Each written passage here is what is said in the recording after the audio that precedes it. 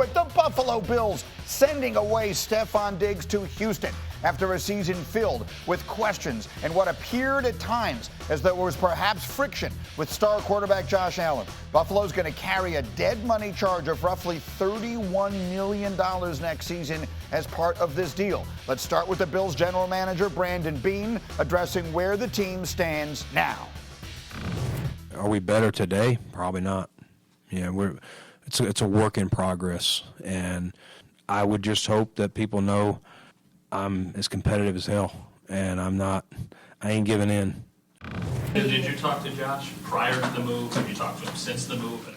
I have not talked to him since the move. I think it's important for me to make sure if I think something could happen to make sure he's not blindsided. I did alert him that, there had been some inquiries and it wasn't 100% off the table.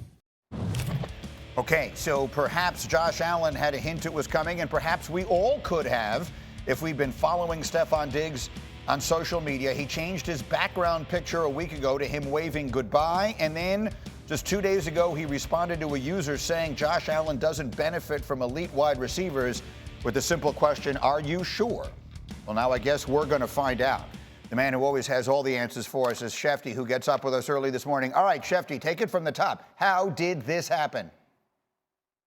Well, big picture, Greeny, obviously there was always the chance that the two sides were going in separate directions. All you had to do was watch Stefon Diggs on the football field and the way that he interacted with his teammates and in that organization. There were times when he was upset on the field. You could see there were times when he and Josh Allen were not on the same page. And then this offseason, you could begin to trace the breadcrumbs. And they started really a few weeks ago when the Houston Texans went to the Minnesota Vikings to make a trade to get out of the first round. Now, many people assumed that the Vikings initiated that deal to get extra capital in the first round for a quarterback when it was the Texans who initiated that trade to get out of the first round. Clearly, there was a reason they wanted out of the first round, and they wanted extra second-round capital to go make a move like the one they did yesterday for Stefon Diggs. This was a relationship in Buffalo that had run its course. The Bills recognized that if and when they traded Stefon Diggs, that they were going to have to absorb an extra $3 million salary cap charge. They're now about $4 million under the cap. They get back an extra $10 million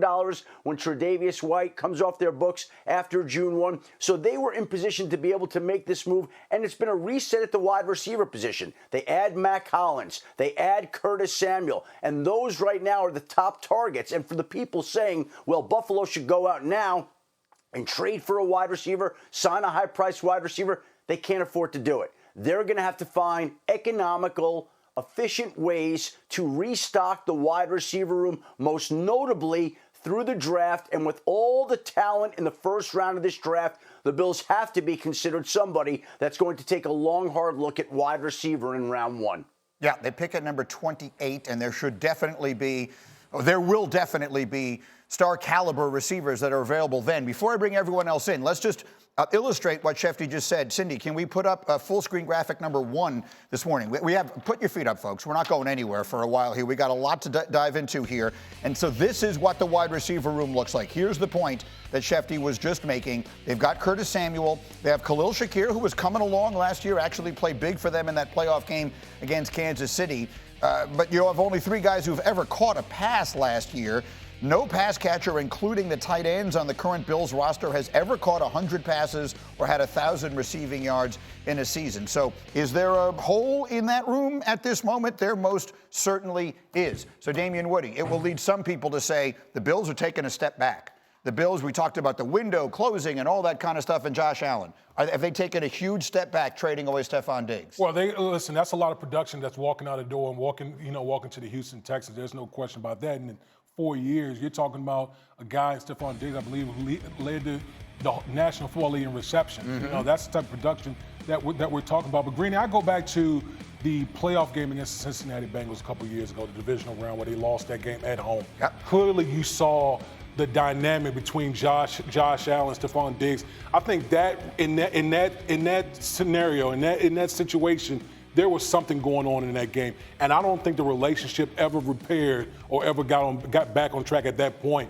To the point now where clearly the team felt like we're going to swallow $31 million in dead cap money and give away a 2025 second-round pick in order to get this guy out of the building. So the question now is, okay, Josh, you're the guy. You're our franchise guy. We need you to elevate the other players on this roster right now. Let's actually once again illustrate. Put that graphic back up, Cindy, if you can there, please. That was number 2, and that is exactly how productive this duo has been. Josh Allen and Stefon Diggs, how productive have they been? More than any other combination in the entire NFL. If we can see it again briefly, here it comes. Again, they are first in yards, first in completions, tied for first with Travis Kelce and Patrick Mahomes in touchdowns. So there have been no more productive combinations. And look, I think a lot of people have credited Stefon Diggs with being a huge component in the extraordinary development of Josh Allen. And I think that is true. All these things can be true at the same time. You sure about that?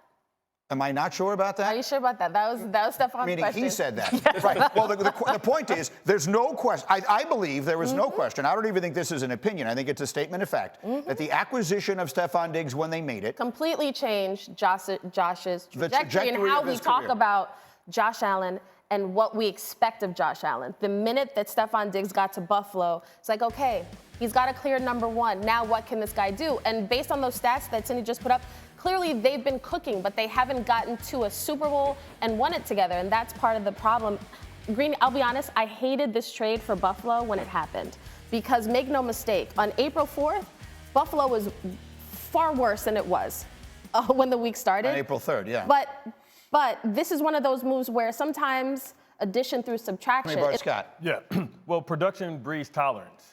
And now he's been a squeaky wheel. But when you talk about Buffalo when they turned their season around, it's because they went through James Cook. You got to understand that Joe Brady may decide to go in a different route. They have 2 outstanding tight ends. That's their advantage right now.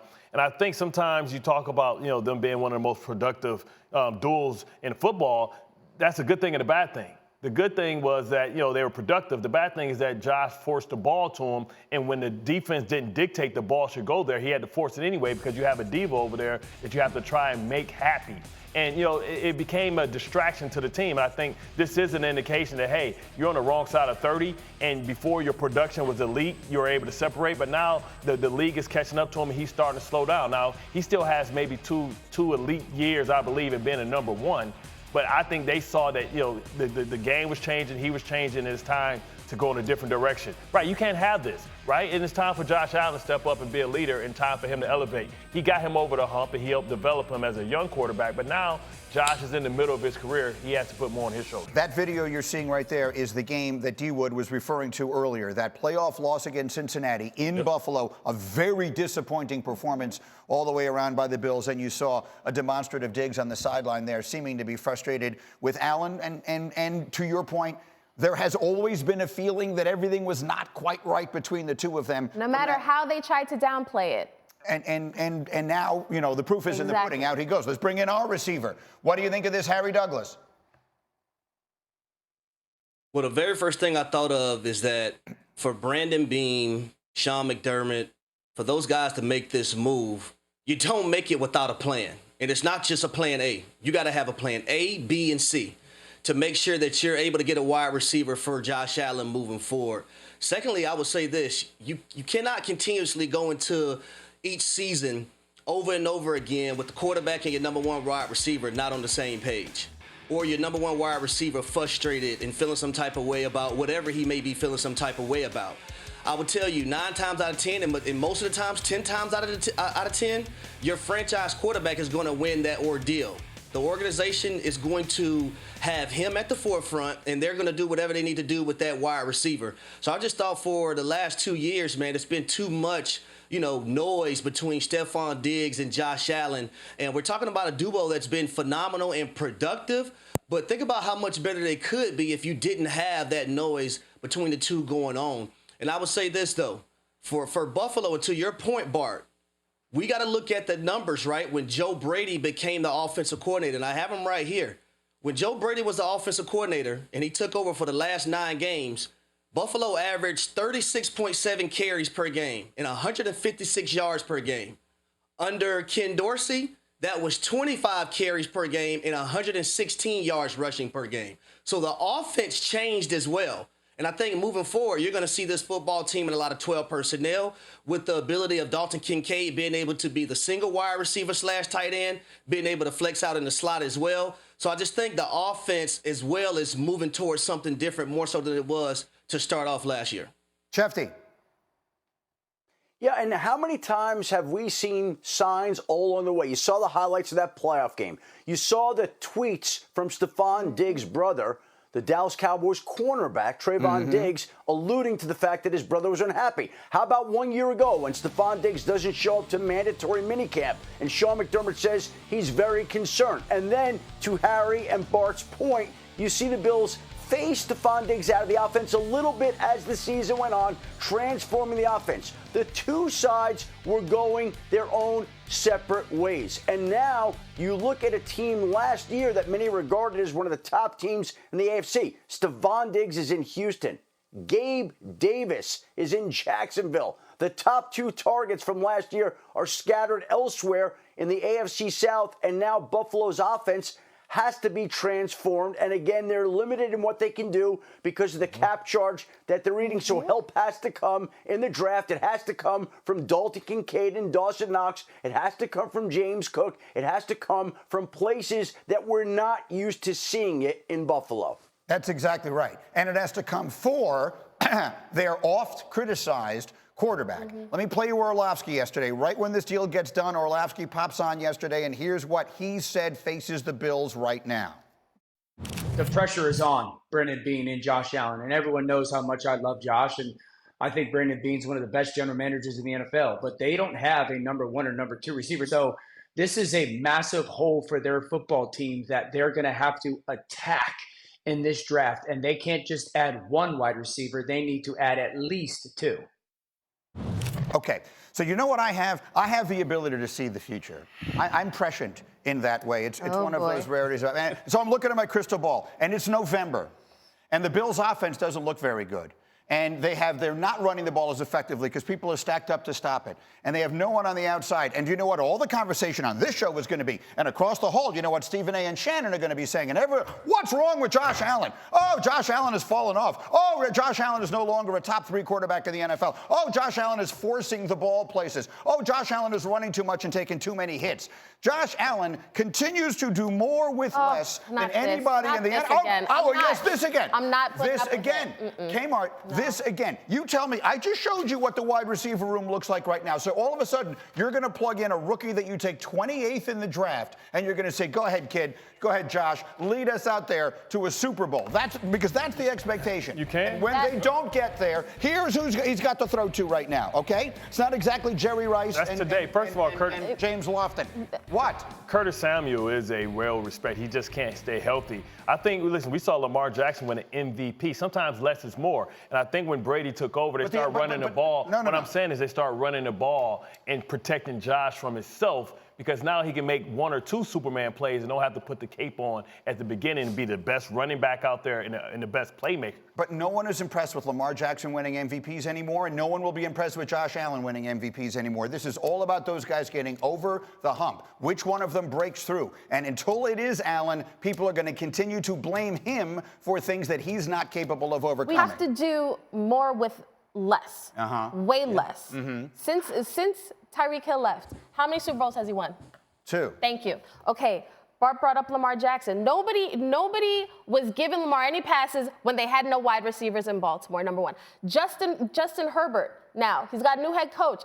Who are his wide receivers right now? We expect the Chargers to add guys in the draft, correct? The Bills, we expect them to add wide receivers in the draft. Listen, when you get paid like you are the guy, you have to perform. And it's hard. It's not easy, but there's only a few guys who we have these lofty expectations for, and Josh is one of them. And that is the expectation. Yeah. I'm sorry. Go ahead, D-Wood.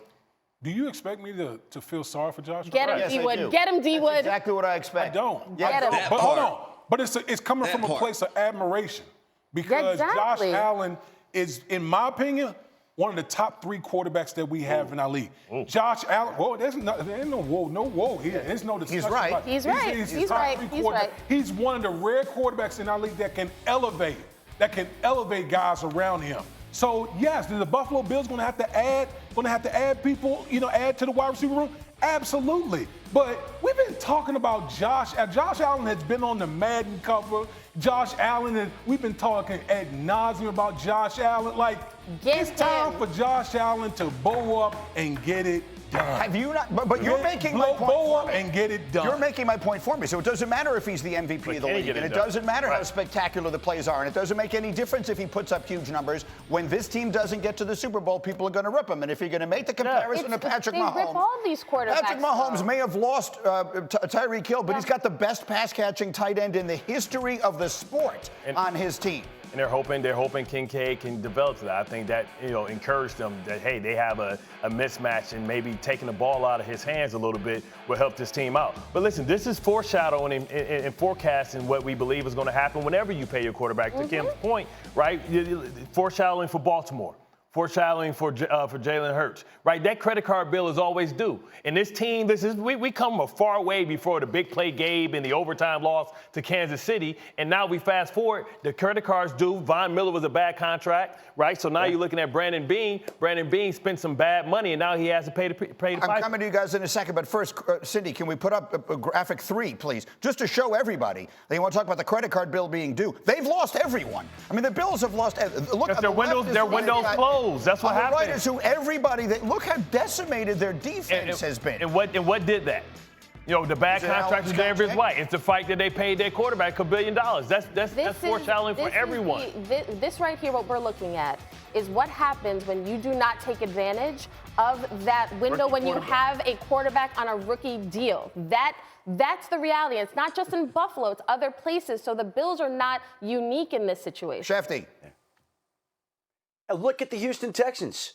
They have C.J. Stroud on a rookie contract. So they can go trade for Stefon Diggs. They can go sign Danielle Hunter. They can redo Joe Mixon's deal. They can go add whoever they want because they're not paying the quarterback yet and don't have to pay him for at least 2 more seasons. So the Houston Texans, while the Buffalo Bills deal with the salary cap situation that they have and have to make moves, can add all they want because they don't have to pay C.J. Stroud $50 million against the cap. They can spread that out however they want, and it makes them that much more powerful in the AFC. And that's why if you hit on a rookie quarterback, you are set up for 4 years to have a tremendous run to try to take advantage of. And that's exactly what the Houston Texans are now doing. And you think how far this organization has come. 2 years ago, they were a laughingstock. Nobody wanted to go to Houston. Nobody wanted to talk about Houston. And now they're one of the best franchises in the National Football League.